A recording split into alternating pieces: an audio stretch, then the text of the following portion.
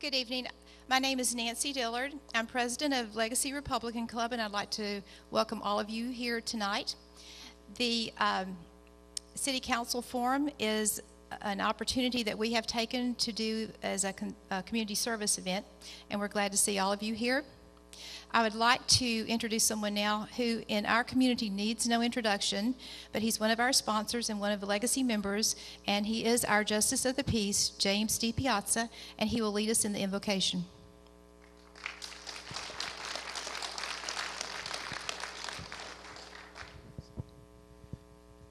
Please stand and bow your heads. Heavenly Father, we gather here today in this great United States of America. It is said that it is the last great hope of mankind. And we come here today to be involved in the process that elects our leaders. And we just ask you to guide this night and be with us this night, with the candidates and with the individuals that are present here today. And open our hearts, our minds, unto the individual that you would like to see brought into our community to help lead us. And those individuals who are voted, Father God, we ask you to give them the wisdom to make the decisions that need to be made so that our city and our state and our country can be the best that it can be. And we pray this in Jesus' name. Amen. Now I'd like to welcome to the front Councilman Place 2, Richard Boyer, who will lead us in the pledge to the American flag. And then he will be followed by Councilman Place 5, Perry Schrag, who will lead us in the pledge to the Texas flag. Thanks, Nancy. As a former president of this organization, I'm really happy to see the turnout and that we're doing this for the community. Please join me in the pledge to the greatest country in the world. I pledge allegiance to the flag of the United States of America and to the republic for which it stands, one nation, under God, indivisible, with liberty and justice for all. Let's salute the Texas flag. Honor the Texas flag. I pledge allegiance to thee, Texas, one state, under God, one and indivisible.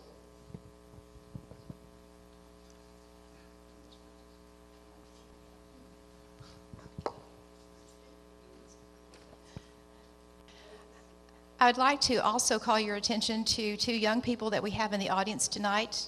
Jamie Rickenberger, who will be passing out paper and pencil should any of you have any questions that you would like to submit to the panel of moderators, and also Joshua Hudson, and he will be assisting her. Our moderator tonight is Jim Johnson.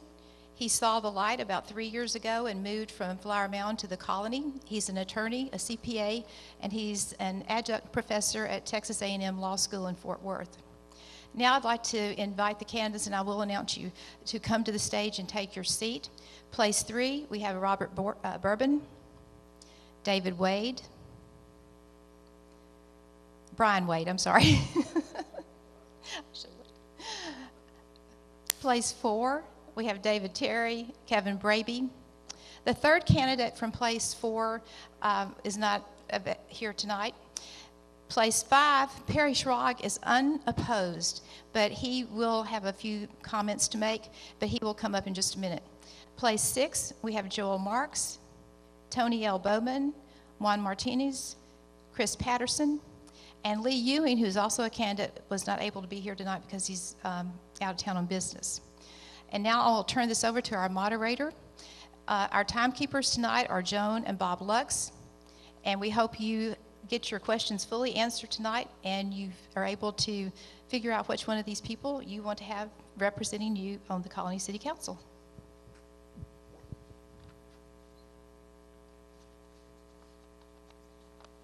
You may be seated.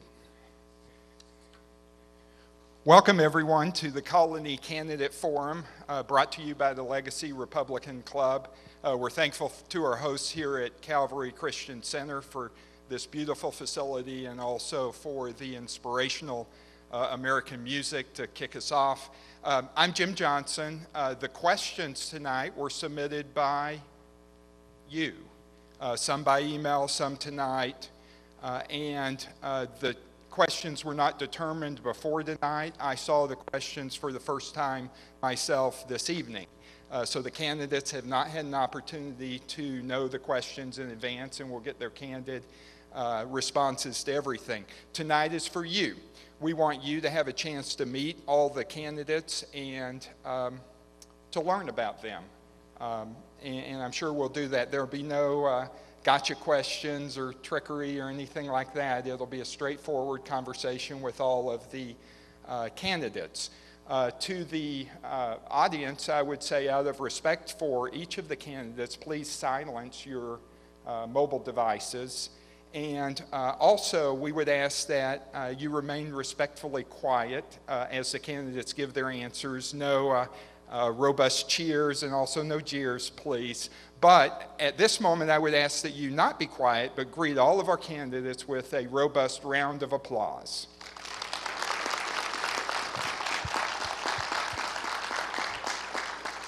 To the candidates, ladies and gentlemen, we have a few rules of procedure, and the rules are simple. We will start with an opening statement from each of you that will be 1 minute in length. We will start on the left and move to the right. We have a microphone in the middle chair. If you'll hand those out to the far right, and Ms. Bouman, if you'll take that microphone for the four on the other side. In closing, we'll reverse the order. We'll start with Mr. Patterson on the far right and move to the left. Closing will be 2 minutes. Opening is 1 minute, and the answer to every question will be 1 minute in length. We have a timekeeper who will keep track of the time, and at 30 seconds, the midpoint of the answer will give you a sign, then 10 seconds, and the red stop means no more talking. I will say thank you and announce the name of the next speaker. And the next speaker's time will begin. I would respectfully request that you follow the time limits, and we'll keep this a very lively and informative process. There will be a lightning round in the middle, which will be a series of questions that will not be timed, but that's because we ask for an immediate, spontaneous response from each of you. It'll be a series of questions that you can answer in one word or a very short sentence. And hopefully that will be good insight into you. And with that, I will just say the order of the questions also was determined by me by random number generator, except for the opening statements. And with no further ado, if the timekeeper is ready, we are ready to begin with the opening statement. Mr. Bourbon. Thank you very much. Whoa, this is hot. I'm going to take 1 second, if I can, and thank the Republican Club for having this evening. We really respect it. The other thing I want to thank is, before we get going, I want to thank the City Council for putting us in a place where we are today. With that said, I would like to also say that because we are in the place we are today, I think we need to step it to the next level. And by stepping it to the next level, I think there's a lot of accountability that's going to be coming in the next 3 to 6 years with all the new business that's coming up. I think that's one of the important factors here. I think that's what's going to make the council very strong. If we have someone with a very good business background and someone who can address those issues, I think that's what's going to make the council the strongest. I have the accounting background, and I have a business background. And with that, I'll say thank you very much, and I'll pass it over. Mr. Wade. Thank you. I'm Brian Wade, and I'm running for City Council Place 3. I've been on the Planning and Zoning Commission for the past 12 years. The development that you've seen here in the last 12 years, I've been involved with through P&Z. I've been on the Parks and Rec Board from 2002 to 2004 when it dissolved. I've been active in volunteer work throughout the city, whether being football coach, volleyball, assistant coach. I've done a lot of volunteer work over my years here in the colony. And Bob is correct. There's a lot of development that's going to be going on here over the next few years, and I plan on being a part of it. Thank you very much. Mr. Braby.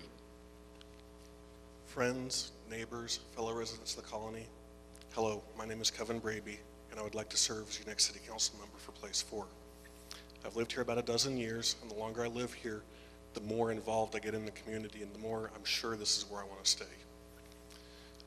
And as an example of being more and more involved, if you've seen the light show just a couple blocks down on Fire Station number 1, I'm one of the co-founders of that great community all-volunteer project.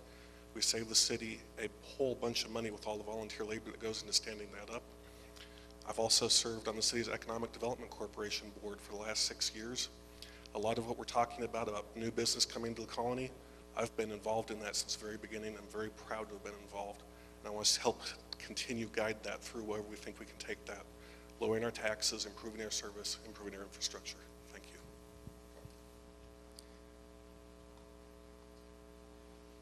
you. Mr. Terry. Hey, first of all, I want to commend all you folks up here on this stage because it takes a lot of time, energy, and commitment to run for office. So God bless all of you up here. Hey, experience really does count.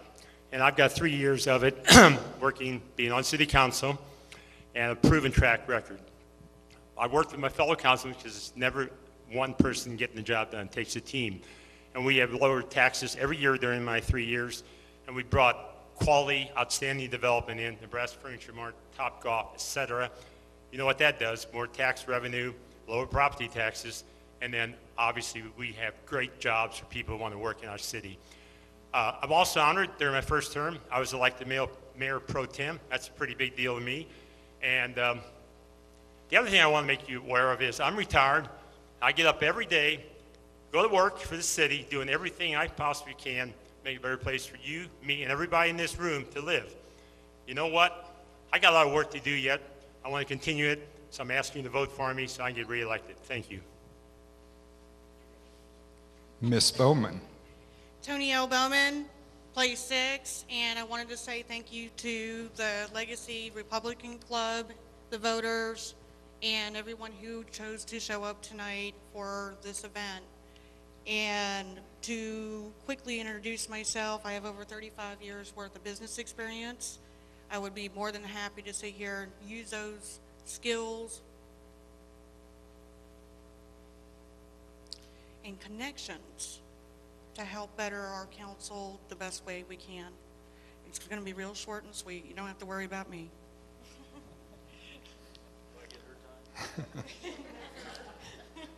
Mr. Marks.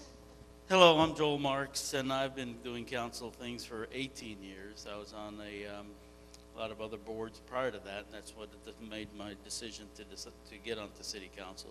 Been married for 42 years. I'm committed to marriage and to city council. My wife backs me on this. She likes the fact that I'm out of the house at least twice a week or a month, so she can go to Hobby Lobby and things like that. I have 4 children, grandchildren in the LISD school district, so I'm kind of familiar with those issues. I've been part of the whole good thing that's happening here in the colony as far as all these companies coming here. I've been in on meetings with a lot of CEOs and decision makers, and we've done a very good job. I was told once that we're going to be able to paint the sidewalks with gold eventually. It's not going to be really gold. It'll be probably nice looking cement. But please get out and vote, and thank you very much to the Legacy Republican Club, and vote for me. Mr. Martinez. My name's Juan Martinez, and I'm running for place 6. My family moved here in '85. I actually lived across the street right here on Clover Valley, right there at the corner of 5001. So being up here is a huge thing to me. Actually, it's the biggest thing that I've done. I never thought there'd be a building sitting here. This was an empty field back in the day. Well, a little bit about my experience. Currently, I'm on the technology board. I've been there for 2 years. I was with Louisville PD for almost 5 years, and I'm in the technology field. I want to bring some of the talents that I've got, and I just want to bring everything to the game. But I'm thankful for the experience. I'm thankful for all you've been here. I'm thankful for what council and mayor have done, to this point. I'm just thankful. I mean, in my opinion, I've already won. I've knocked on so many doors, met some old friends. I just feel good about it. So I thank you. I thank you all for it. Mr. Patterson. My name is Chris Patterson, running for place 6. Main thing I'm looking for is the opportunity to lead this city. I've been a business manager for many years. My people skills are something that I cherish, my ability to talk to people, my ability to listen. I want to give y'all, the citizens, the opportunity to do that with me in office. Someone that will listen to you, give you ears, give you an opportunity to come, express your feelings, let me know what your concerns are. I will be there for you. I will answer emails, I will answer phone calls. I'll be in your neighborhoods, and I'll be keeping track of what's happening not only in the city of the colony, but also in the place I represent, Place 6. I'd appreciate your vote, your support. I'm new to politics, but I'm not new to people. I care about people. I care about this city. I've been here for 18 years. It's part of my life. It's part of my family. I raised my family here. So I'd appreciate your vote. Thank you. Thank you. And this brings us to the first question. The first question was a repeat question submitted by a number of people and one of common interest. The order of answering was selected by random draw. In each of these question answerings, the random draw was broken out by place 6. So all 4 place 6 will answer, and then we'll go to place 3 and 4 and vice versa. So for the first question, the first answer will be Mr. Martinez, if you could get the microphone. And the question is, what can be done to improve our streets and roads throughout the colony? Good question. I know that a few months ago, I read an article about how cities are using technology to address some of these needs. I brought up the fact that there's some cities using apps, phone apps, to take pictures of potholes and that sort of thing. What I didn't know is that the city is already looking into those type of technologies themselves, fully implementing those type of technologies for infrastructure repairs, whether it's a broken pipe, a pothole, some other type of issue, is hugely beneficial for that type of thing. So continuing on to research those type of items, in my opinion, would be the way to go. It's always good to have citizen feedback on that type of thing because, city crews running around can't catch it all. We're on the streets all the day, all the time, so we're able to catch those items that they might miss at some point. Thank you. Next up is Mr. Marks. Would you repeat the question, please? Yes. What can be done to improve our streets and roads throughout the colony? Well, we've had these programs going on for several years where we pick certain streets. We're getting ready to do Reagan and Nash and part of Strickland. That's part of the bigger projects. And as we go along, we are in doing sidewalks and alley repair just as well. As this revenue comes in, this revenue stream that we're going to have, you're going to see a big change. And that's why I want to be on council. I want to make sure that these things continue to happen. Ever since I've been on council, the first thing I ever had was to continue to push for street, alley, and sidewalk repair in place 6. As I do that in place 6, everybody else in the other places notice it, and then they start having things done in the rest of the city too. Ms. Boaman. Tonie Bourbon, and I personally feel that we are not doing enough. I would like us to sit there and reevaluate our contracts that we currently have regarding the type of asphalt is being used versus concrete. I would want to go back and double check that, but I don't have all the facts, and I would want to sit there and double check it before I sit there and fully answer that question to my comfort level. Thank you. Mr. Patterson. Streets, as I've been driving around, my neighborhoods are a big issue. Alleys, streets. I think the biggest issue with that is to understand as we go on fixing these roads and doing the repairs that need to be done, it's inspecting what we expect. I see a lot of potholes that get filled where they come out, they throw blacktop into the concrete, they drive off. Sometimes the holes are worse than the original hole in the first place, the patch repair. We need to prioritize, not pick particular streets. Let's fix this street, let's fix this street. We need to prioritize what are the main causes of issue in the colony. We have sidewalks that are impassable. We've got alleys where rebar is sticking up through the concrete. We've got streets that are in much worse repair than others.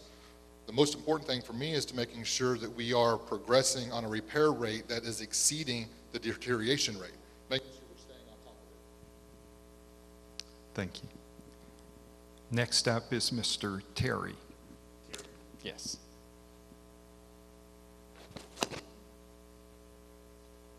You know, I love this question because I've been to 1,221 homes in the last 4 weeks, and that's got to be the number one question. So I've had a lot of experience answering it lately. Here's the deal.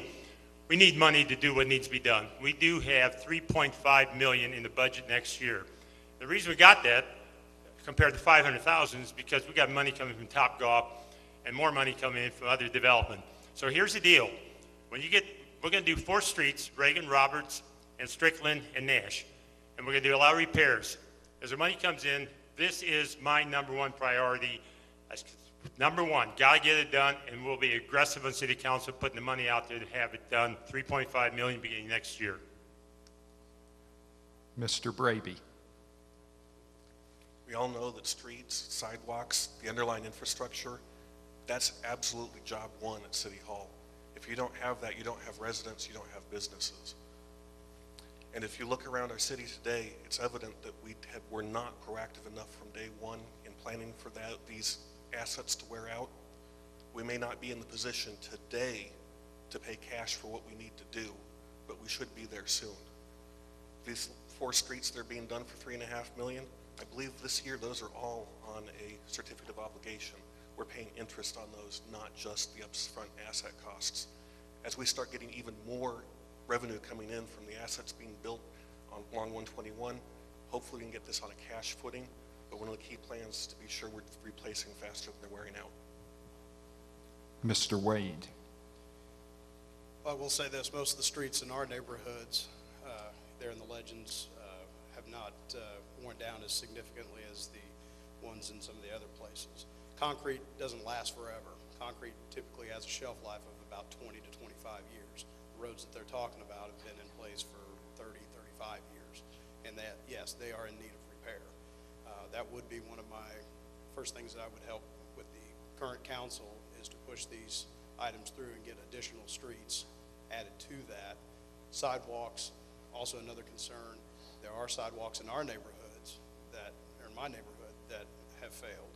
And I've talked to several people in my neighborhood, and I've told them that if I'm elected, I would help get that done in the next couple of years. Thank you. Mr. Bourbon. Well, we've had a lot of people say what they're going to do to fix roads, but I think when you get right down to it, it's all called management. And management is you put a 3 to 5 year plan together, and in your plan you identify what streets have got the highest volume, and then you go from that, and the alleys with the highest volume. But you develop a building plan, 3 to 5 years and 5 to 8 years. You develop that plan, and with that plan, you can identify those streets that are going to be in the highest need of repair or replacement. But what people think when you replace the street, there's more importantly what's under the street that has to be repaired as much as what's on top of the street. You can fix the street on top, but if the sewer system underneath isn't fixed, that's a lot more money involved. Thank you all. And now we move to the second question. It's a rather long one, so bear with me. And first up will be Mr. Braby. But the question, which was submitted in variations by a few different people, was combined to this. For economic development, what can you do as a member of the City Council to both recruit new national chains and to promote success of existing small businesses in the colony? I'll repeat that. For economic development, what can you do as a member of the City Council to both recruit new national chains and to promote success of existing small businesses in the colony? So part of this starts with advertising our city and what we bring to the table. We need people to know our demographics. We need people to know how large our trade area is. We need people to know that when Nebraska Furniture Mart was announced, the state started a 200-mile radius traffic survey, the largest ever done in the state of Texas. We need to be able to tell these prospective businesses what kind of volume and potential sales our city brings. This comes from several directions. Some of this comes from having a good, solid EDC staff who has all the information together and is there to respond to businesses, small and large, but is also out at trade shows, ICSC, NATCAR, and others, pitching, hey, this is what we are, this is why you should be here, and continuing this through council. You have more options than at an EDC level. Mr. Terry. Yes. First of all, our track record's pretty darn good. If you look around what we have coming and the way it's being positioned, I think we have, as a team, have worked really well so far. That's how we got the Best Furniture Mart, Topgolf. We have 4 new hotels coming on board in the next 6 months, plus many restaurants, Cheddars, etc. So we know how to get things done already. And as a teamwork, the council works with Carrie Sanford, who is our Director of Economic Development. She's out there and helping us make good decisions. We have great zoning set up right now. And so we're going to continue to be very, very successful. And we've already proven the best indicated future is past results. And you see them right now. Mr. Bourbon. Could you read that again, please? Yes, and I would ask it not be taken out of the time because it's about a minute, isn't it? For economic development, what can you do as a member of the City Council to both recruit new national chains and to promote success of existing small businesses in the colony? Well, being a small business myself, I know what it means to be a small business. But what we have to do is as council members, if I were to be elected, I would look at this from a marketing standpoint. What is it we are doing when we do go out to meet with these companies? What is it we are presenting them? Not us specifically, but the EDC people. When they go out, what is it they're asking them? What is it they're asking of them? And what are they telling them about the colony? What does our package look like? As a council member, we have the responsibility to make sure that everything that goes out is the best look for the city. And by doing that, it's setting up a marketing, just like you would market any other product. You go out to the particular companies, or when you're bringing small businesses in, you bring them in and you show them what the benefit is to come to this city to operate your business. Now back to place 6, starting with Mr. Patterson. As far as economic growth and business, what's happening right now on the 121 corridor is great. It's amazing. That's going to bring business along with it. My concern is north of Memorial Drive. If you've lived in the colony for many years, 15, 20, 30 years, as you come north of Memorial Drive, you don't see the newness. You see some wider roads. You see some businesses where you used to shop used to be. You've got where Bell's used to be, where you used to buy your clothes. Grocery stores that have now closed down.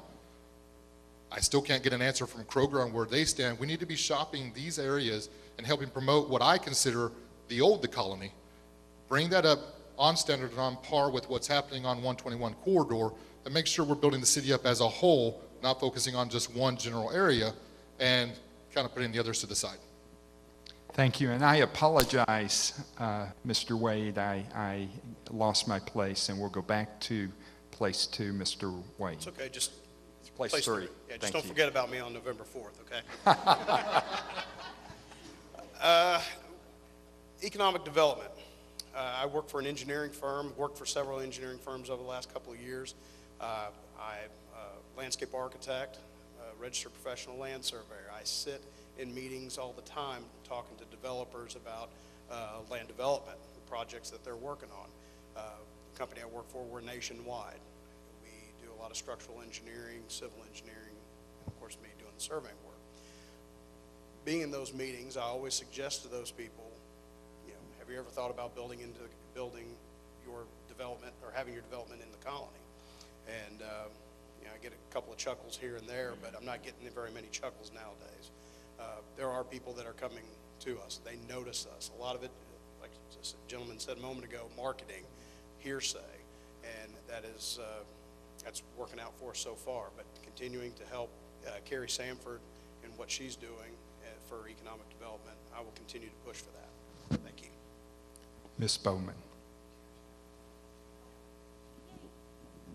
Tonie Bourbon, thank you. You don't need to repeat it for me. I've heard it too many times at this point. I would really like to see the Economic Development Board involve real estate companies, specifically dealing with the marketing of the colony and small business. I really think businesses such as real estate company, insurance companies, you name it, can help be our bigger voice out there and help market the colony in a much more effective way. That would be a direct plan that I would like to implement. What was the second one now? I forgot. National chains and local small businesses. Okay, local small businesses, that part I got. I wasn't answering. I answered them backwards, didn't I? Oh, well, stuff happens. Okay. I was not prepared for this question, to be honest with you. So I'm going to pass it on. Fair enough. Mr. Marks. Currently, for the last 10 years, I've been going to ICSC, International Convention of Shopping Centers, to promote the city. The first time I went, and nobody wanted to speak to me. Now we have so many meetings set up prior to going because everybody wants to talk to us because of all our new development. We have a great staff in EDC. We have a great staff as far as our city manager is concerned and his team. And this is what we do as council people. We make sure that you have a good team already set up to make sure that we can get people to come and to develop in the colony. And they won't develop unless they see something. You can give them everything you want and they won't develop north of Memorial Drive, but they're going to start now that we have all this thing going on 121. It's the way it works. They don't come unless they have the demographics, and everybody's moving here now, and it's going to happen. And Mr. Martinez. Boy, Mr. Patterson hit it right on the head. When you've been here long enough, you've seen these businesses. I mean, you've seen Winn-Dixie. Used to be there, now it's something else. I'm so afraid of seeing Kroger go away and winding up to be about the same. Me, myself, as a private citizen, I was right there with Rick Perry. I heard of a company get mad at their state in California. I was writing them. I was emailing them, telling them, hey, look, I know of a place called the Colony. You got open land. You can move your business here. You can bring your jobs. Bring it. You know, I mean, I've done that myself as a private citizen. On the council, I'm sure you've got a lot more resources to your disposal you can do that sort of thing with. I mean, Rick Perry brings his name. He brings the authority of the state of Texas. You know, somebody here brings the authority of the city, and there you go. Now, as far as small business, there's more to small business than little mom and pop shops and stuff like that. There are home workers that are in IT doing phone-based support, that sort of stuff. So one of the things I'm promoting on is network Thank you. infrastructure. And we'll move to question number 3, and this question is something out of the national headlines asking how it applies locally.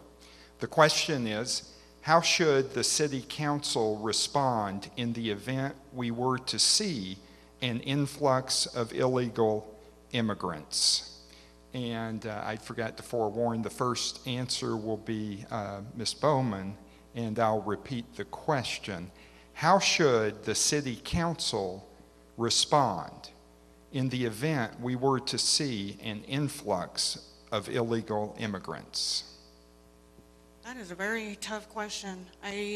First thing off the bat, I really don't think we should be sitting there and responding at all. Are these illegal immigrants sitting there not obeying a law? Are they breaking it? Technically they are. But at what stage does government step in and say, okay, is it our place to sit there and immediately report them? The city council, is it our place? That would be my question back. If it was something along the lines that there was excessive drugs being brought into our city, in that case, I feel we should step in. Thank you. Mr. Patterson.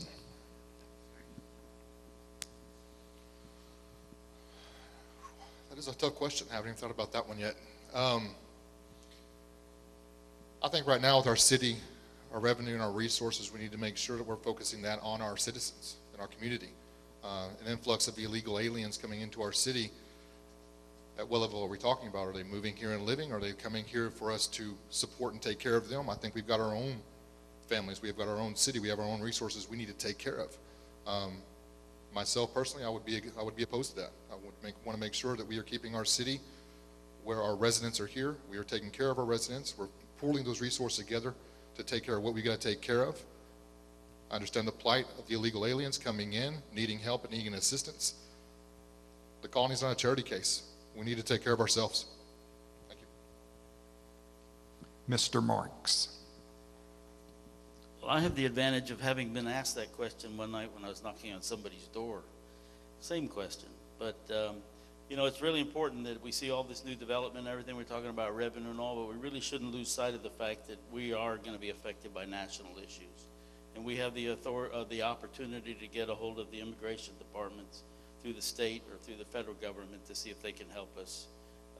We're not prepared necessarily every day to take care of these types of problems, and hopefully it won't happen to us, but we have resources through our federal government and even the state in order to ask for help and to determine how we should handle these things. Mr. Martinez.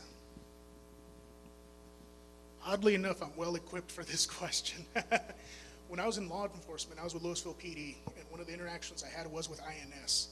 I can tell you that this administration right now is very hostile to the 287G program, which allows and empowers local law enforcement to enforce immigration law. So at this point, I don't see this happening from this administration. But that's not to say that new administrations would not effect this change. Yeah, I mean, the local resources to fund such a thing and do such a thing, you can only go so far when your authority is limited by the federal government. But as far as taking care of our own, I do believe in that, and I do believe that our resources are here for our citizens. People that come here, you know, they could come here for work, they could come here for whatever, but ultimately, in the end, it's all about our citizens. Mr. Wade. Well, the word illegal means that they're not supposed to be here. So if they're going to come here, then let's make them legal.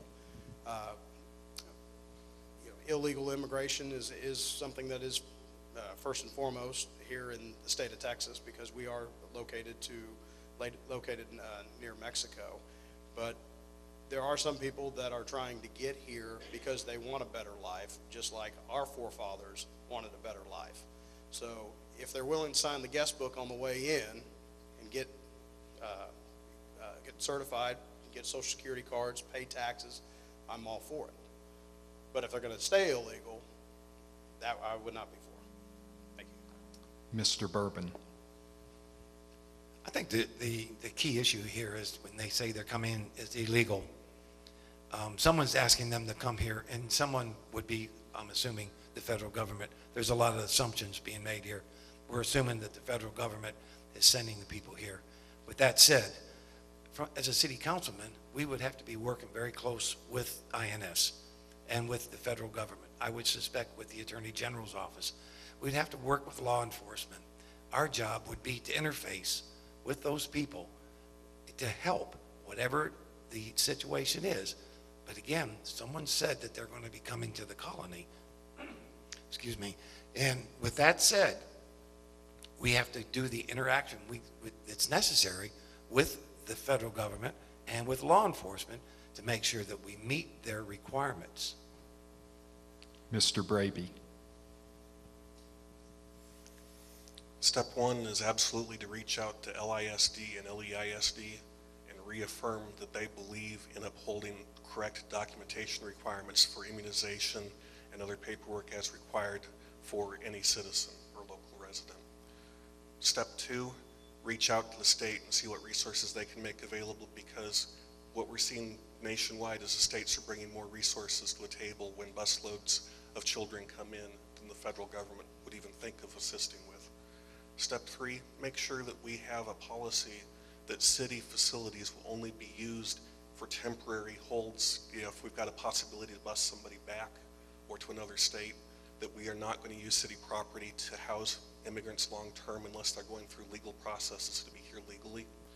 And the fourth thing to look at is to be sure that if we have an influx of day laborers, that there are proper anti-loitering provisions so that they can't stand there forever in front of the sidewalk at Home Depot.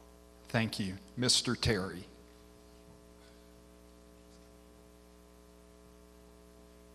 Thank you. Here's the deal. My son is in business, has his own small business, and he's got 9 outstanding Hispanic workers ranging 5 to 10 years service with him, working with him. They got here legally, and they are legal. The law is the law. There's no gray area. You know, illegal immigration is not acceptable. We've got an outstanding police force. We just hired a new chief who's going to be just great for us. Been on the job about a month. And we are in position and will enforce the law as it is written. And that's pretty much, that's it. I mean, there's no gray area. It's illegal. We don't accept illegal immigrants from anywhere. Thank you. Thank you. Okay, we're going to shift gears a little bit from that very serious and weighty issue that you all responded to extremely well. And we'll see how you respond to some lighthearted questions in our lightning round. And how this is going to work is I'm going to start with Mr. Martinez and ask him a question. Then we'll move to his right, finishing up with Mr. Patterson. Second question will be Mr. Marks, following the same pattern. The answers to these questions should be answered in a single word or a sentence. And if you need more than 30 seconds to think about it, we'll just move past you, okay? So answer quickly, and these are not difficult questions. And the first question, don't need to stand if you don't want to. The first question, Mr. Martinez, is what is your favorite movie? Three Kings. Mr. Marks. Same question? Same question. All of these, yes, so you get an advantage if you go first. All of you will answer, what is your favorite movie? And just pass the microphone. Any movie that makes me fall asleep in my chair. The Color of Money. Hey, movies are not top of my agenda, but Gone with the Wind would fit me right now. There's quite a range of quality entertainment out there. I love quite a range of them. Thank you. Gladiator. I really don't have, I've been to the movie in so long, I don't know I have a favorite movie.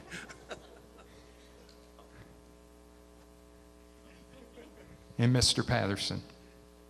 I think I'm the youngest one on the panel, so my favorite is Step Brothers. All right, next question, Mr. Marks.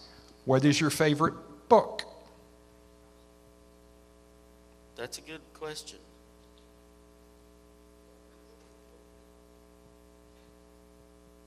From good to great.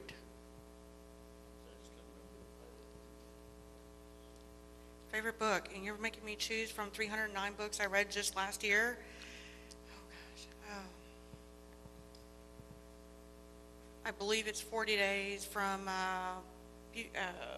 Warren Buffett, his son. If you would keep that mic, and we'll use this microphone on this side. Mr. Terry. Well, I'm going to tell you the most recent book I read is my favorite because that's the one that's really on my mind now. That was by Bill O'Reilly, and that was The Killing of Jesus. Sometimes simple escapes like Lord of the Rings. The Colony's Development Standards. No, just kidding, just kidding. I read that a lot, though. I would have to say, favorite book,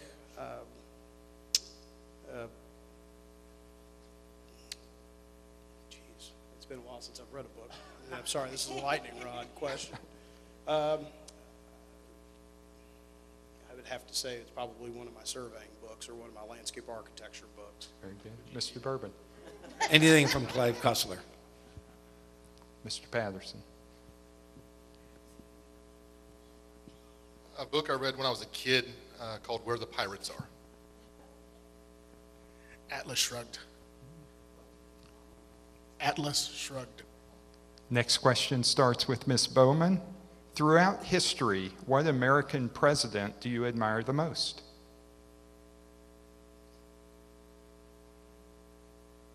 Besides Lincoln? Lincoln's fine. Mr. Terry. Probably Maybe I'll answer the same one. I mean, it's got to be Abe Lincoln for me. Mr. Braby? I'll go a little bit more modern with Reagan. I have to agree with him, Ronald Reagan. Ronald Reagan. Mr. Patterson? George W. Bush. John F. Kennedy. John Kennedy. Next question, Mr. Terry. What's your favorite food? Has nothing to do with health, right? Donuts are included. You know, there's no question. Give me a good American cheeseburger with pickles, onions, and a little ketchup, and I'll be happy. I'm a serious fan of Double Dave's cheesesteak stromboli. Judging by my size, everything. Pepperoni pizza. Oh, since my wife is in the back of the room, my wife's cooking. Sorry, honey. Steak and crab legs. A number 2 from Whataburger. Salmon. My husband's grenadine eggs. Mr. Braby, next question. In one word, how would you describe the colony? They're getting tougher, huh? Awesome. I mean, taking my words. Delightful. Growing. Home. Family. Great. Futuristic. Success. Outstanding. Mr. Wade, you get to go first this time. Awesome. In one word, how would you describe yourself? I just did. Awesome.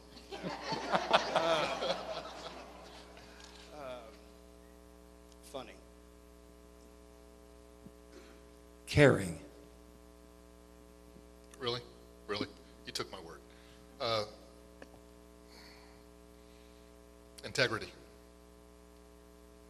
Adventurous. Experienced. Trying to see if there's a word that they didn't take already. Empathetic. Hard worker. Hyphenated. Ding, ding, ding. It's okay. Mr. Braby. Successful. Very good.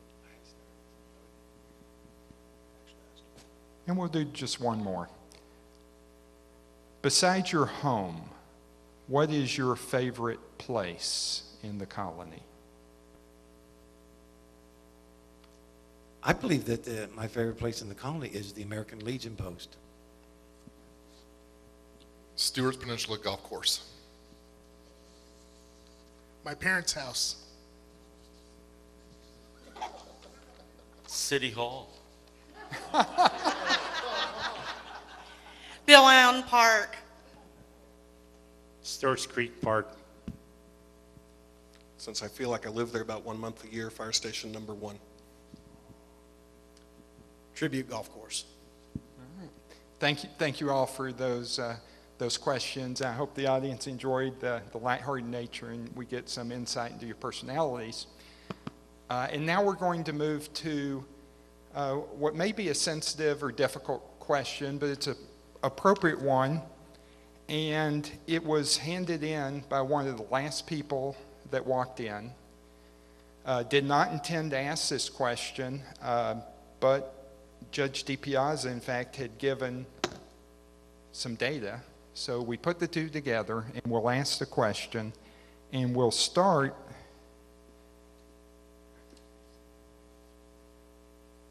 I'll go through, we'll start with Mr. Bourbon. And it's a general question, but then I'll give you some statistics, okay, and ask you to respond. The general question was, do you vote in every election? And if not, why not?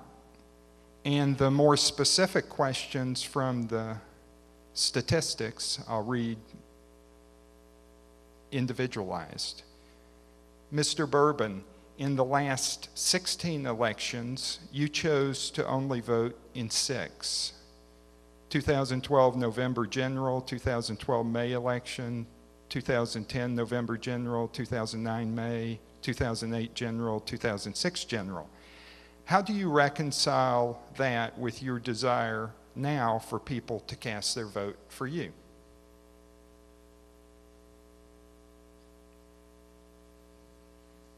Okay, you read those way too fast. Obviously, I don't vote in every election, is what you're saying. I vote in every national election, for sure. I vote in every gubernatorial election. Do I vote in every city election? I voted in the last one, I know for sure, and the one before that I know what I did for sure, because I worked on the committee with Kirk, and the one before that with Joe McCory.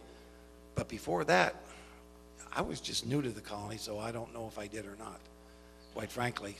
But to answer the question, when I move into a city, I acclimate myself into the city, and I learn about the people. I really didn't become active in the community until about 5, maybe 8 years ago. So I would say that I probably didn't vote before Joe McCory, which would have been probably 8 years ago. And I've been here about 9 years. Very good, thank you. And I said at the beginning there were no gotcha, and these are not intended to be gotcha, really, because you'll see a bit of a pattern. But Mr. Wade, the statistics show that in the last 16 elections, you chose to vote in only 7, which is one more than Mr. Bourbon, but about the same. How do you reconcile voting in less than half of all elections with your desire now for people to cast their vote for you?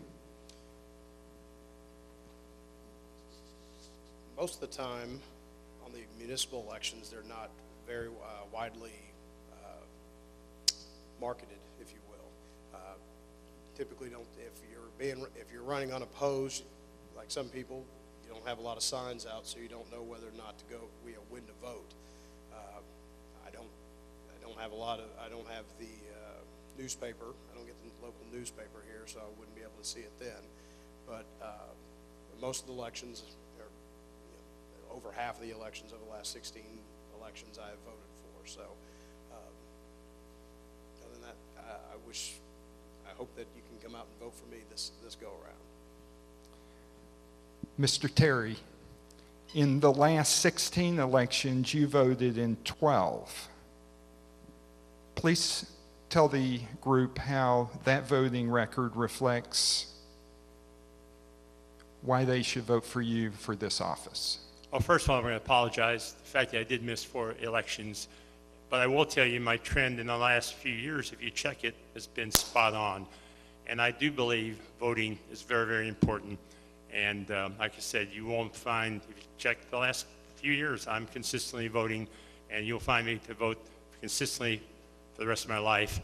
And again, that's reality. I'm on, check my recent trend. That's what I stand behind. Thank you. Thank you.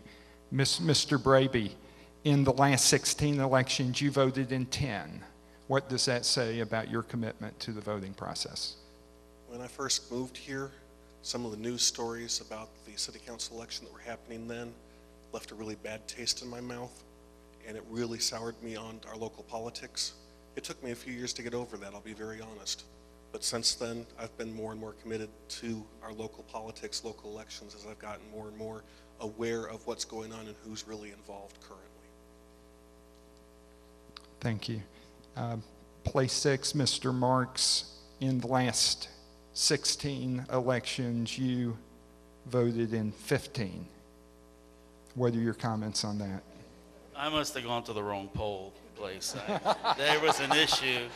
They actually didn't have my ballot in one of my elections. They had it in the wrong place. But I think in fact, I think my brother was in the hospital or something like that. And that's probably what the deal was. I'm a caregiver, so I take care of people like I take care of Place 6, and I make sure I do a good job. But voting is a right, and as I was told by one of my constituents as I knocked on her door, because I have a list that shows the same statistics, and I said, well, you haven't voted in a while. She said, that's none of your business. It is a right. It's our individual right, and you vote and you decide to vote for whatever reason, if you do or you don't. But I try to vote in everything, and I will, if they'll let me make up that ballot, I'll go and cast it tomorrow. Thank you. Ms. Boaman, in the last 16 elections, you chose to vote in 3. What does that say about your commitment to the process?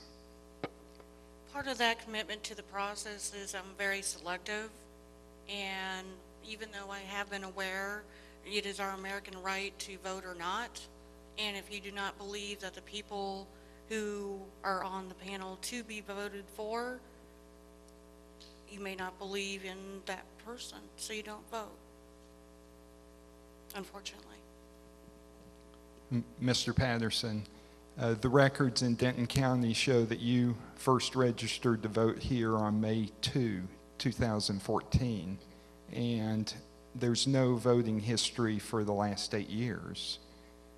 How do you reconcile that history with your desire now for people to vote for you? A lot of that with me is maturity. It's growing older and realizing what your rights are and that you do have a voice and you have the ability to choose who's going to lead your city. I've always done what I've done for the city behind the scenes, working with youth football, things like that. Never really got out and about until within the last several years of thinking, you know what, I want to make a difference in the colony. As you mature, as you grow, you realize rights that you didn't take advantage of, things that you should have probably done. Going forward now, again, as I said, as you mature, you realize the importance of that, and you know that's something that will go be taken into account as I do get older. Thank you. Mr. Martinez, in the 16 last elections, you chose to vote in 2. What does that say about your commitment to the process? That's odd. 2? I'm showing the 2012 November general and 2013 constitutional amendment election. Yeah, because I lived in Fort Worth and in Austin also, so maybe those were showing up. But yeah, I mean, as far as for locally, yeah, I mean, ever since we moved back to the colony, yeah, I voted here. So yeah, I know I voted in Fort Worth. I know I voted in Austin. So I mean, And very good. These statistics are all only Denton County. And you've got time. You want to talk about your record in the other counties? Oh yeah, yeah. I mean, definitely. I voted presidential elections and I voted for state offices. I've always believed in the voting process. In fact, I remember even taking an excuse note in my little I voted thing back to the high school, because I was still going to high school at the time, the first time I voted. And of course, you know, my principal said, "Oh, you smarty pants, yeah, you went and voted, yeah, right." Well, no, here I did. So that's what you taught me to do. Very good, thank you. And now we'll move on to another more general question, and Mr. Terry, you will be the first to answer this question. What change or improvement to the city do you want to bring about in the upcoming city council term? That's a tough one to narrow down to one, because we got some really critical opportunities coming up. Okay, all right, back on track here. The number one commitment I think that we need to make as a city council is to continue the development process we have going, and the right kind of development where we continue to bring in quality jobs. I want people to be able to get a good job in the county. I want the tax money to be there to support all the infrastructure work we need to be doing. And I want that development to be consistent in terms of the way we have our city laid out, so it's positive development. Thank you. Mr. Braby.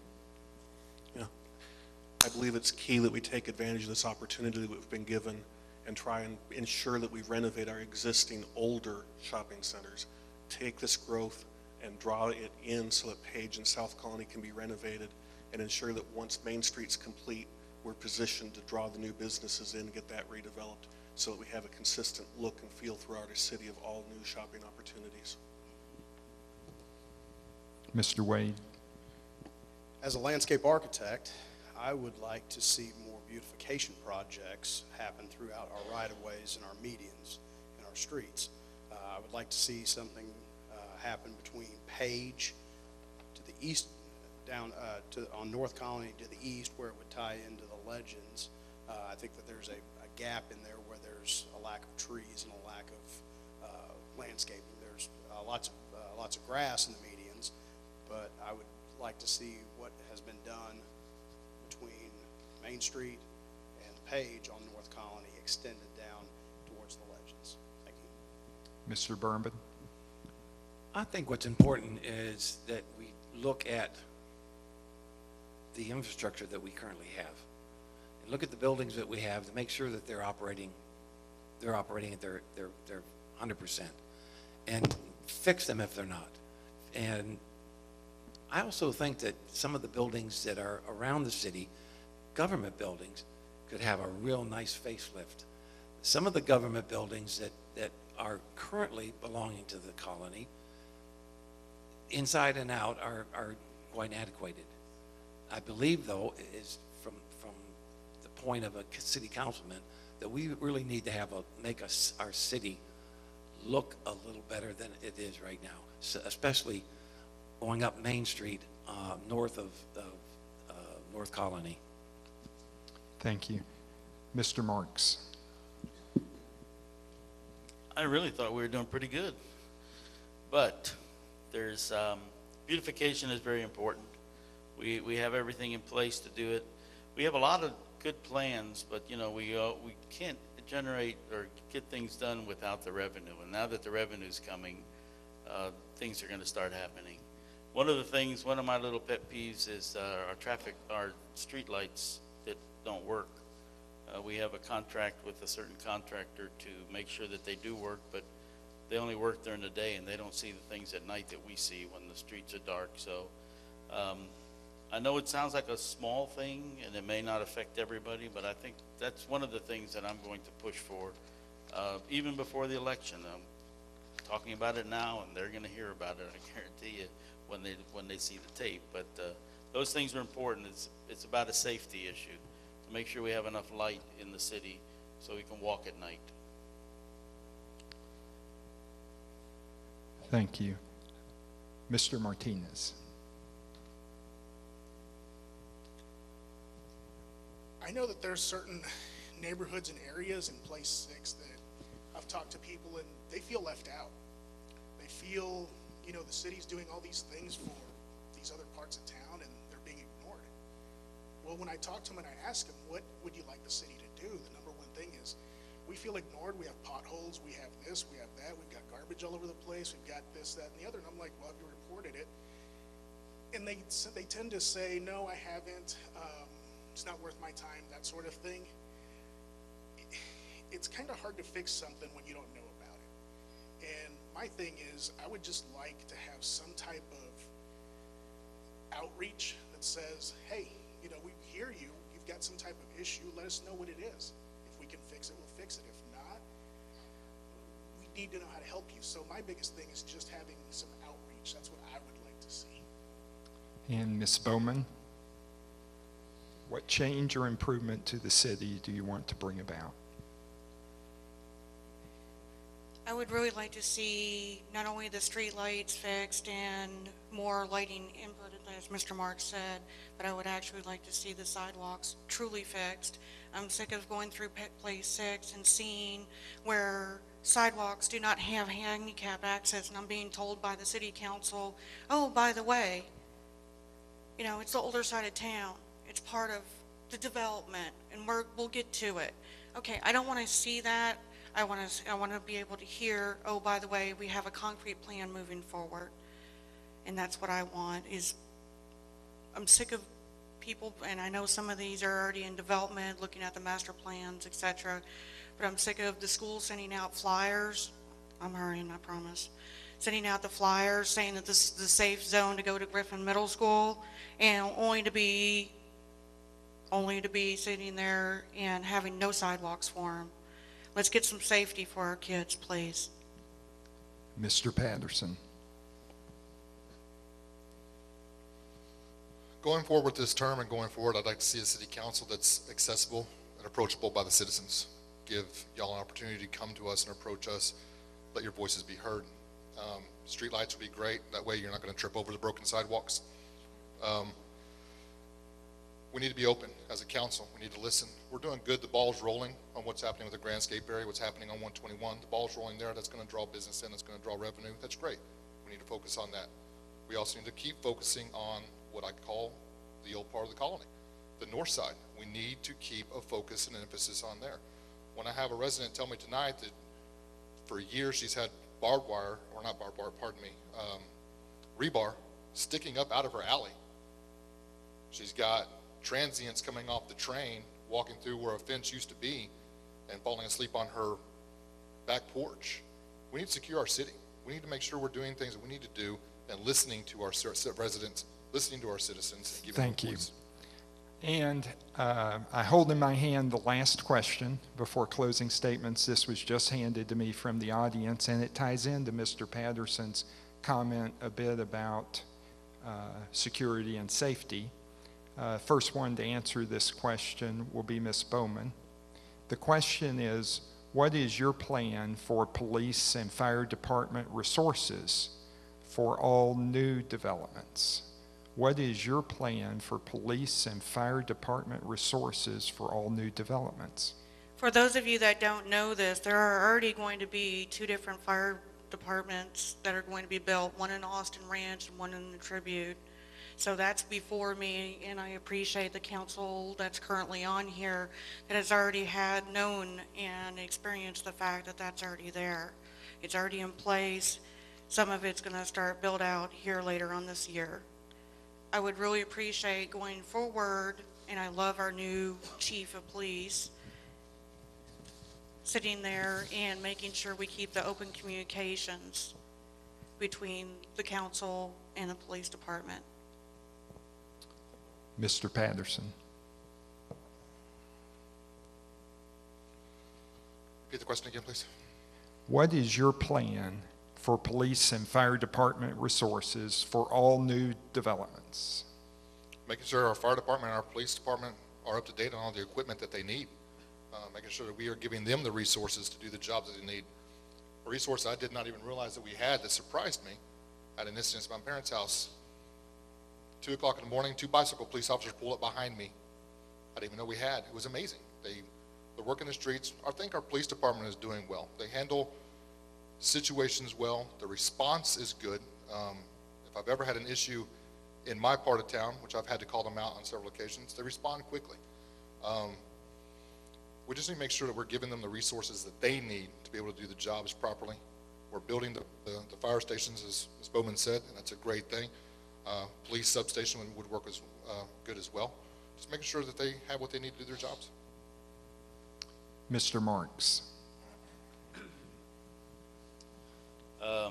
We are responsible by development plans to have fire stations built as the new development happens, and that's what we're doing. We're just following the plans. We also talked about having making sure that our police department can work out of the fire stations so that we don't have to worry about building other police departments in other areas, which usually doesn't happen. They're substations. I'm a proponent for the fire department. They saved my life. I called an ambulance once. Or actually, my wife called the ambulance once, and they picked me up and got me to the hospital, and I had surgery, and everything worked out fine. I have to thank them. They've also just took my brother to the hospital a week ago Monday. We almost lost him, but thanks to them, everything worked out. So our resources right now with the fire department and the police department are good. And as new development happens, we'll make sure that we have plenty of police protection and fire protection. Mr. Martinez. I, for one, believe that we've got the finest police and fire departments on all the surrounding cities and county. I was with Louisville PD, so we have little competitions, little rivalries between cities and the colony.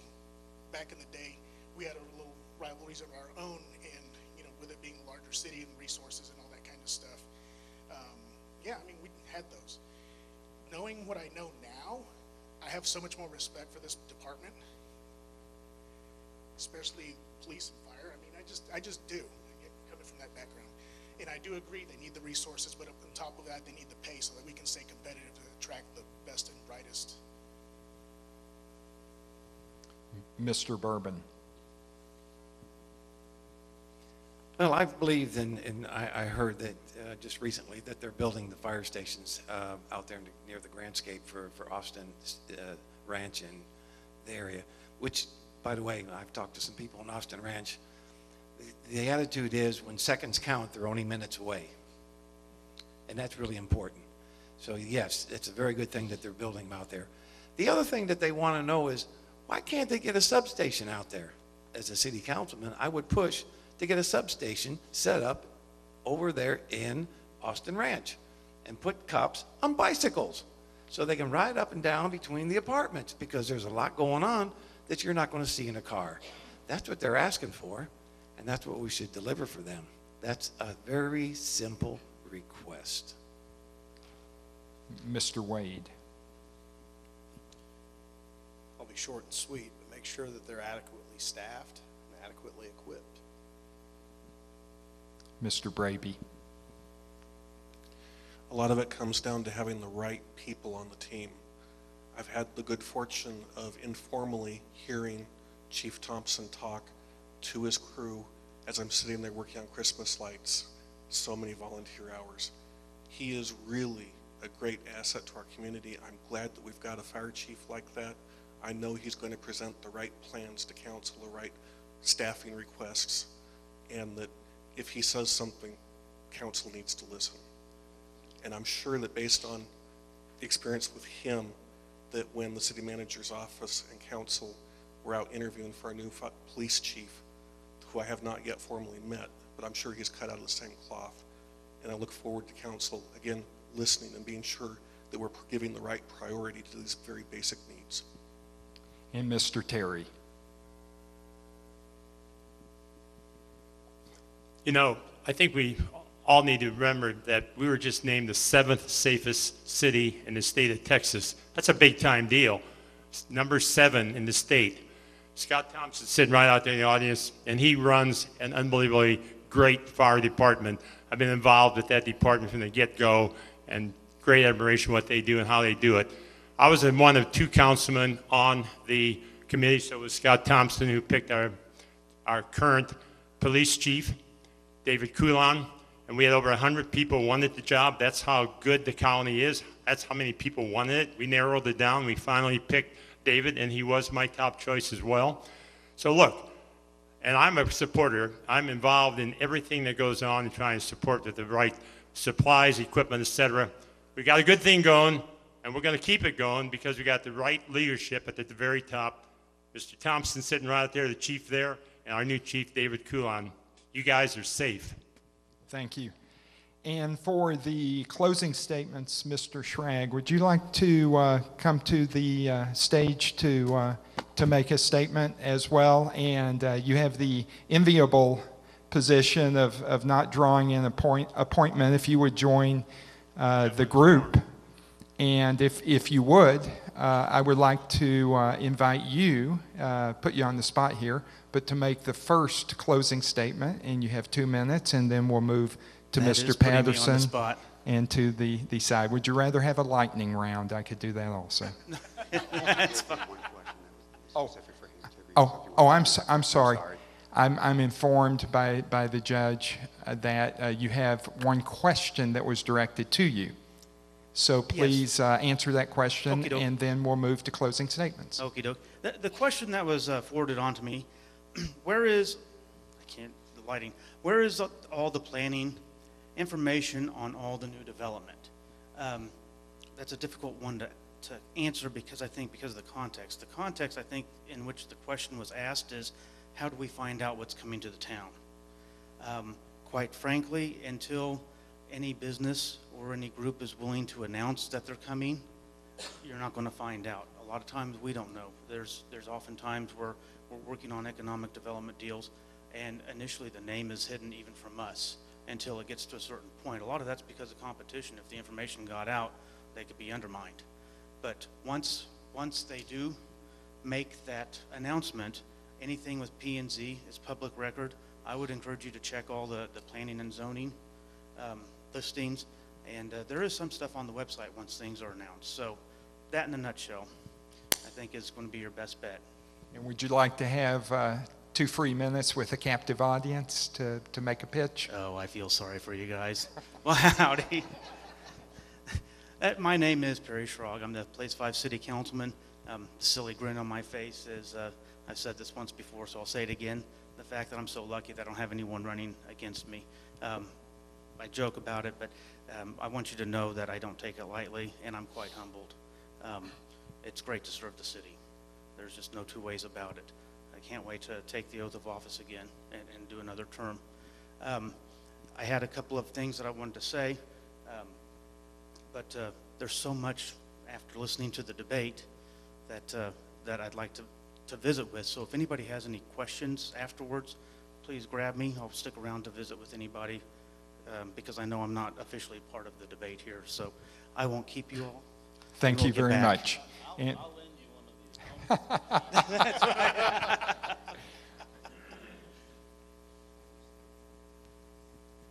And we'll move to the closing statements, starting with Mr. Patterson.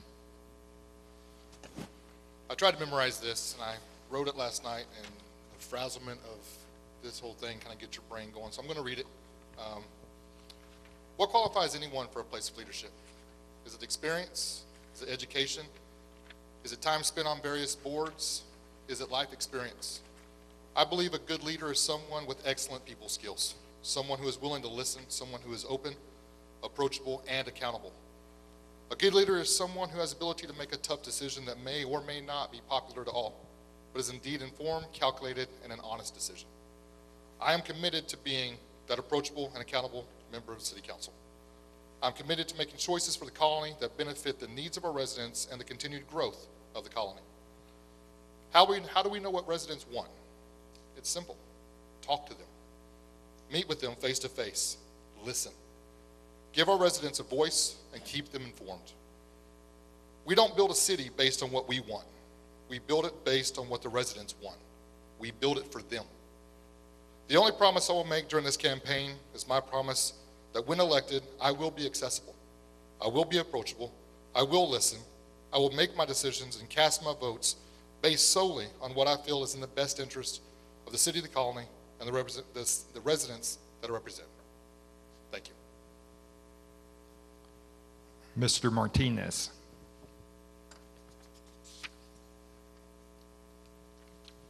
I'll read off this sheet too. It's more so that I don't mess it up more than anything else, but I'm going to be quoting from the good book, and I think that we can all relate to some piece of it, but let me go ahead and begin. Psalm 107. Give thanks to the Lord, for he is good. His love endures forever. Let the redeemed of the Lord tell their story, those he redeemed from the hand of the foe, those he gathered from the lands, from the east and west, from north and south. Some wandered in desert wastelands, finding no way to a city where they could settle. They were hungry and thirsty. Their lives ebbed away. Then they cried out to the Lord in their trouble, and he delivered them from their distress. He led them by a straight way to a city where they could settle. Thank you. Mr. Marks. Well, I didn't write anything down, but I just wanted to let you guys know that I am also humbled because I've done this for 18 years. I've always had opponents, and I've always seemed to win the election. I'm a committed individual. I want to make this the greatest place that we ever had to live in. For the many, many years, it was always, why does Frisco get to do this and we don't? You know, we make decisions as council people in closed-door sessions and on the dais, and some people can't understand these decisions. But I can remember one day when we used to have a big problem. We had lawsuits going on with Frisco, and I noticed I was sitting next to our former attorney, and I kept hearing the fact that he and the current attorney at Frisco were good friends, and I said, I think I asked him to leave the room, and I said, let's get rid of the attorneys. Let's just meet one-on-one. And you know what? We settled it. We got out of court. We quit doing all the stupid things that we do. I love attorneys. I've used them a lot, but in our case, we have to make decisions that are tough decisions to make sure that, we do things correctly. I want to continue to push for streets, alleys, and sidewalks. I've made a lot of decisions to bring jobs to the city. I made decisions to bring development to the city. I voted for tax decreases every year. And those are the things that I want to continue to do. I've worked on council to help get TxDOT funding and county funding so that we don't have to pay for all these improvements that we're doing on the main roads. And that's really important because I can remember when back in 1980, I guess it was, I don't have time for this story. Oh, well, I'll have to put it on Facebook or something. But at any rate, I just want to make sure that everybody understands that experience is very important, and I'll continue to use all my experience. Thank you. Ms. Bouman? First and foremost, I want to apologize to the panel and also to everybody who showed up tonight. I'm supposed to be having emergency surgery, so in case you're wondering why my answers aren't exactly, I rescheduled it for Monday. So anyway, there's 10 seconds of explanation so you guys can know what I'm dealing with right now. I'm supposed to be in emergency surgery and I rescheduled it for Monday. I appreciate your patience with me. I've lived here over 15 years. I'm raising my family right alongside you. I am not a politician. I am a business person who is concerned for our citizenship. I want you to care. I want you to vote. And now I'm going to go on my notes because I know better. I have one focus and purpose, and that is to let your voice be heard. How often do I sit here, even tonight, Miss Becky back there sat there and said her voice is not heard. My website is yourvoiceinthecolony.us for a reason. That means we are all inclusive. We are to be one.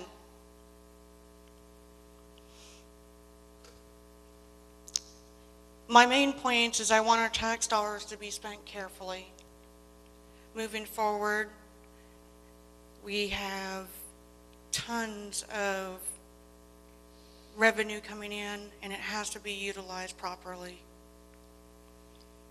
I want our development and redevelopment and revitalization challenges to be carefully managed and compatible with the sustainable practices and wishes of your community.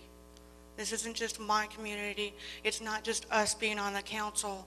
This is everyone in the colony. Your voice is important in place 6. I want the colony to be the first choice of companies relocating to Texas and entice them to provide a higher percentage of jobs for the citizens first and foremost. And I missed the signal. Thank you. Thank you. Mr. Terry.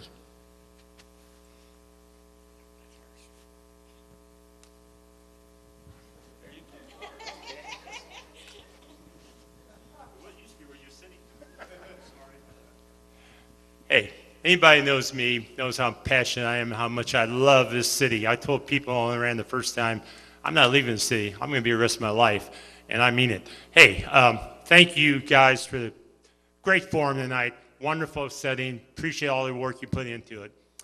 Here's the deal. I've talked already enough about my first term, what we've accomplished.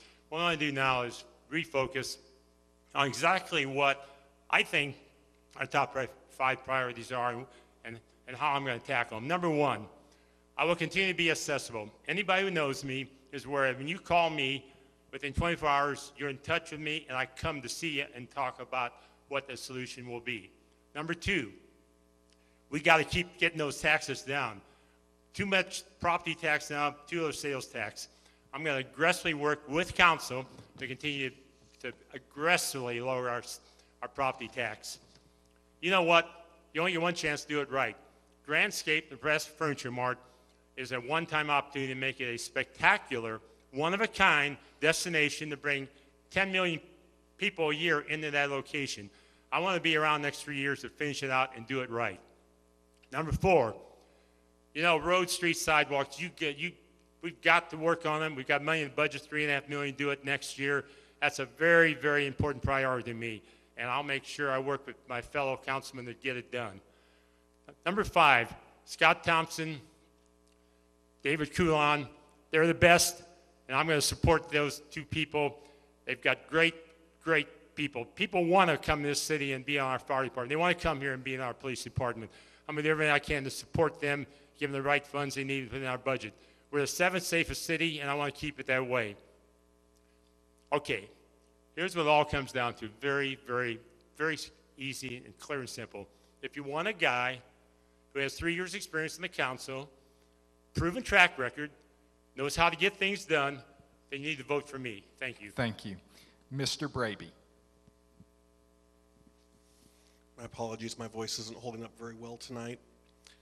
But I just want to say a lot of it comes down to picking the right team members. I want to thank council 5 years ago for selecting Troy Powell as city manager. That's one change that we needed, without which none of the recent news would ever have been possible. Similarly, about that same time frame, I had the honor to select Carrie Samford as my first choice for our interim EDC director, and then a few months later as my first choice for our ongoing EDC director. And you look at some of these wins: Earth Motor Collision, Top Golf, Snyder Optical, recently announced Sanyo Energy, the big ones across the street, Grandscape, NFM. All of those would not be possible without having made those key changes in staff. I'm so proud to have been involved in that. It's also really, I'm very, very thankful that I was involved in Grandscape from the very beginning, before we even knew what its name was. I remember going door to door last time Place 4 was up for election, supporting a candidate, and just wishing I could tell people all the great things coming in our future.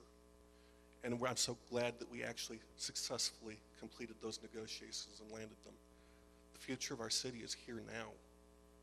The vision to bring it rest of the way, to acquire the lower taxes, improve our community assets, our community image, our sense of community as a whole, finish fixing our infrastructure. That's all now. That's all a matter of getting the right people up here and making sure we're making the right choices. Thank you. Mr. Wade. Yes, I've seen a few people yawn and look at their watches, so I'll keep this short and sweet. I want to talk about the experience. 12 years of experience on the Planning and Zoning Commission here in the Colony as chairman, vice chairman, as a regular commissioner. Have 20 years of professional experience with land development. That's what we're here for, is land development. We want to see more development take place here in the Colony. More sales tax, less property tax. That's what I'm about. Thank you. And Mr. Bourbon. You didn't have to look for that one, did you? You remembered the name. I'm glad that you remembered the name. I hope you all do. About 9 months ago, I was out walking my dog with my wife, my lovely wife, in the back of the room, and I told her that I wanted to run for city council. She stopped short. She looks at me and she goes, "What happened to the guy who didn't want to run for dog catcher? Ever?" And I said, "Jeff is not running again, and that leadership's not going to be there. They need leadership, especially with all the new businesses coming in. They're going to need the leadership with the accounting background and with a background in contracts administration." And she says, "Okay." As you see, she's sitting in the back of the room right now. So what do? We're in place 3. We have to replace Jeff. So the people that live in place 3 have to decide who's the best candidate to replace Jeff. Who has the best qualifications? Who has the best background? 21 years in the Army, retired chief warrant officer. For any of those guys been out in the Army, you understand what that is. Best of both worlds. But enough in there to say that I've led a lot of soldiers in a lot of different positions. And then over 25 years in business. And in the business I've been in marketing, I've been in operations. I was a launch director over at Cape Canaveral. You want to talk about a high-pressure job. Be out there with the launches where it costs $2 million a day for a bird to sit on a pad. So you make sure you got your priorities in the right order. You make sure that you get things done right the first time. With education, I've got an undergraduate in management and I've got an MBA. So I've got the background in the education part. I've got the experience working with the different companies. I've managed multi-million-dollar budgets. And when I had to manage a budget, if you didn't come in under budget, you did not make your bonus. And guess what? I got my bonus every year. So I made those bonuses. So what do we need? We need somebody with a background. Thank you. Thank you, and thank you all. Thank you all for attending. This brings an end to the Legacy Republican Club City Council Forum. The candidates will be around. I want to thank the candidates. I want to thank you all for attending. From everything I've heard, I'm certainly inspired, impressed, and thankful for the group of candidates we have and the quality to lead our city going forward. God bless you all. God bless the city of the Colony. Thank you, and join me in thanking these candidates.